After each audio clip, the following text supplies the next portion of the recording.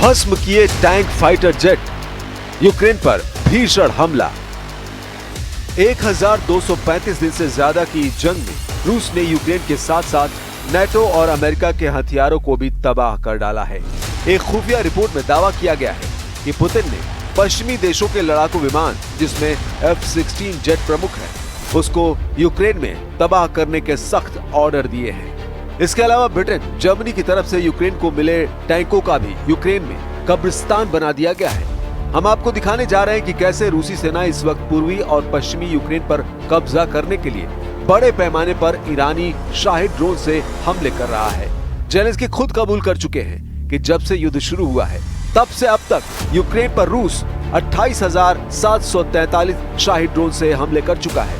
हम आपको ये भी दिखाने जा रहे हैं कि यूक्रेन की तरफ से अमेरिका और नाटो देश किस तरह से जंग करने जा रहे हैं। इसके अलावा उत्तर कोरिया के supreme leader Kim Jong Un की रूस के विदेश मंत्री सरगेई लावरोव से हुई मुलाकात के बाद से ये साफ हो चुका है कि अब उत्तर कोरिया की घातक परमाणु मिसाइलों का इस्तेमाल यूक्रेन जंग में हो सकता है। इसके अलावा ईरान और उत्तर कोरिया ने ये कहना भी शुरू कर दिया है कि अब वक्त आ गया है कि अमेरिका की तानाशाही और दादागिरी को पूरी दुनिया से खत्म किया जा सके। जरा उत्तर कोरिया से आई इन तस्वीरों को देखिए। एक गहरे काले और सफेद रंग की स्पेशल बोट उत्तर कोरिया के पूर्वी तटीय शहर वॉनसन की खाड़ी में जाते हुए देखी जा सकती है, जबकि इस खाड़ी के किनारे बनी सड़क पर कई गहरे काले रंग की महंगी कारें स्पेशल बोट के साथ साथ दौड़ती देखी जा सकती हैं। इस कार में मौजूद हैं रूस के राष्ट्रपति पुतिन के बेहद करीबी और रूस के विदेश मंत्री सरगेई लावरोव, जो स्पेशल बोट पर मौजूद उत्तर कोरिया के supreme leader Kim Jong Un से मिलने पहुंचे हैं। हैरानी की बात तो यह है कि ये गुप्त और खुफिया मीटिंग उत्तर कोरिया के वॉनसन कलमा तटीय इलाके की खाड़ी में की गई है। वीडियो में साफ देखा जा सकता है कि किम जोंग उन और सरगेई लावरोव दोनों ही बेहद गर्मजोशी से बातें कर रहे हैं। उत्तर कोरिया और रूस के नेताओं की इस गुप्त मीटिंग के वीडियो को उत्तर कोरिया के सरकारी टेलीविजन KRT ने जारी किया है। किम जोंग उन और सरगेई लावरोव के बीच हुए इस मीटिंग के बारे में वॉर एक्सपर्ट्स ने दावा किया है कि यूक्रेन युद्ध बहुत भयानक होने जा रहा है, जिसमें उत्तर कोरिया के परमाणु हथियार भी इस्तेमाल हो सकते हैं। वीडियो को जिस तरह से जारी किया गया है उसके बारे में भी दावा किया गया है कि रूस, उत्तर कोरिया दोनों ही अपने कट्टर दुश्मन अमेरिका, जर्मनी, फ्रांस और ब्रिटेन को चेतावनी दे रहे हैं कि अगर यूक्रेन की आड़ में रूस पर पश्चिमी और यूरोपीय देशों ने मिलकर हमला किया तो फिर उत्तर कोरिया और रूस एक एक दुश्मन को मिट्टी में मिला देंगे।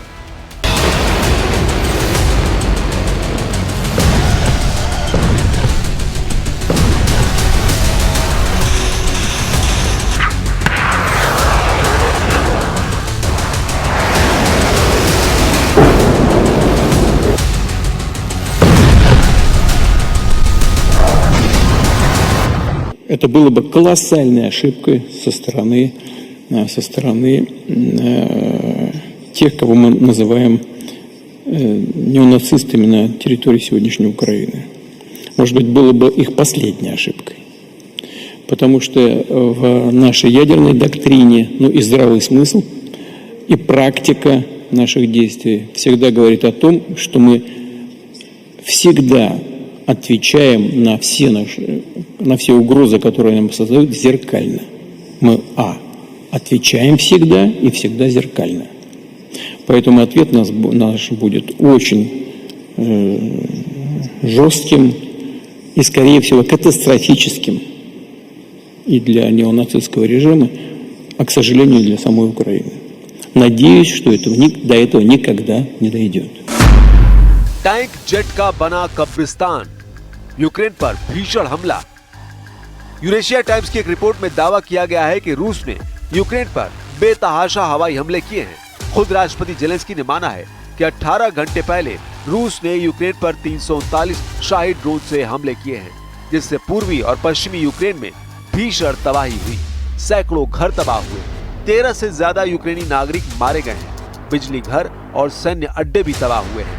यूरेशिया टाइम्स की एक रिपोर्ट में भी दावा किया गया है कि रूसी सेना चुन चुनकर यूक्रेन में मौजूद पश्चिमी देशों के टैंक और लड़ाकू विमानों को तबाह कर रहे हैं।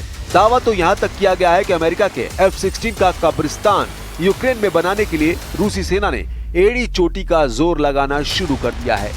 9 जुलाई को रूस ने यूक्रेन पर 728 ड्रोन और मिसाइलें दागी, जिसकी वजह से यूक्रेन का एयर डिफेंस सिस्टम फेल हो गया था। यूक्रेन में इस वक्त एयर डिफेंस में इस्तेमाल होने वाली मिसाइलों की भारी कमी हो गई है। यही वजह है कि अब राष्ट्रपति ट्रंप ये कहने को मजबूर हुए हैं कि यूक्रेन में रूस के खूनी हमलों को अब बर्दाश्त नहीं किया जा सकता और अब हम मिलकर रूस को सबक सिखाएंगे।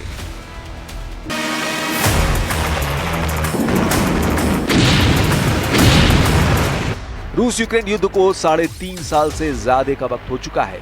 पुतिन का मिशन पूरी तरह से यूक्रेन पर फोकस है और यही वजह है कि रूस 1235 दिन से ज्यादा की जंग में यूक्रेन को धुआं कर चुका है। पिछले 24 घंटे में जिस तरह के खौफनाक और खूनी हमले रूस ने यूक्रेन पर किए हैं, उसने जेलेंस्की की बोलती बंद कर दी है। У ніч на суботу було 339 шахедів.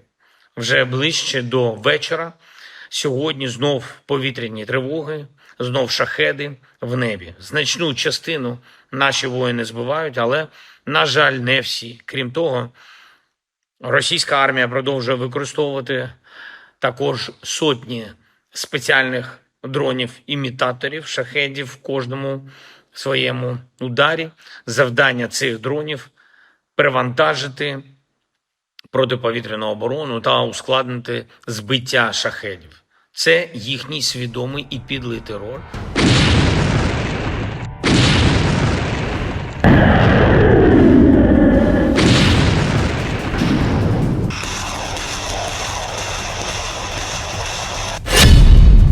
अब आधे नहीं, पूरे यूक्रेन पर कब्जा।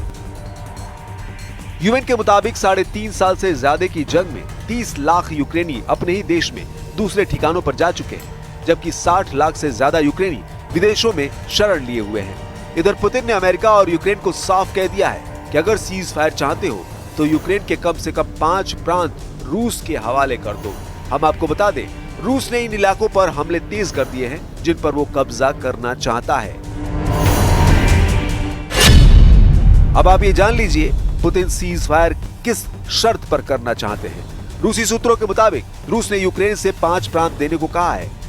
रूस जिन 5 जगहों से यूक्रेन की आर्मी को हटाने पर तुला है वे हैं डोनेस्क, खेरसोन, खार्किव, ज़पोरिजिया और लुहांस्क। डोनेस्क एरिया में रशियन बोलने वालों का प्रतिशत ज्यादा है, जो खुद को रूस के करीब मानते हैं। आखिरी सेंसस के मुताबिक डोनेस्क की लगभग 75% जनसंख्या रूसी बोलती है।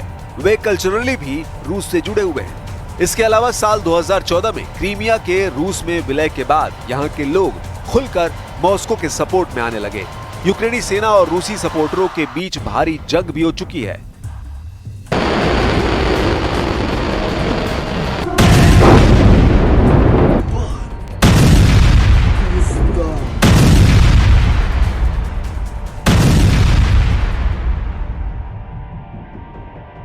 अमेरिका स्थित institute for the study of war यानी ISW के मुताबिक रूसी सेना ने महज 48 घंटे के अंदर यूक्रेन के 7 सीमावर्ती इलाकों में जबरदस्त बढ़त बना ली है।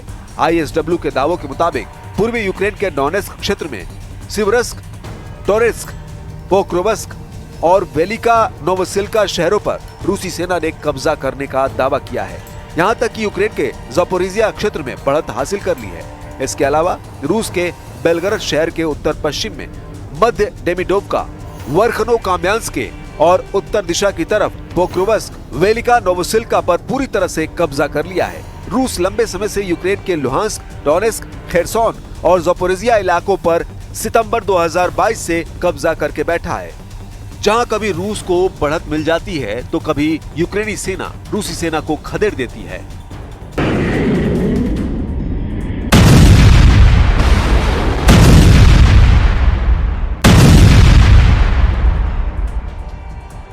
अब ऐसे हालात में आप अंदाजा लगाइए, अगर रूस की तरफ से उत्तर कोरिया, ईरान और चीन भी जंग में उतर पड़ेंगे तो फिर अमेरिका और पश्चिमी देश रूस के खूनी हमलों से कैसे बच पाएंगे। और ऐसी स्थिति में यूक्रेन का सर्वनाश होना तय है।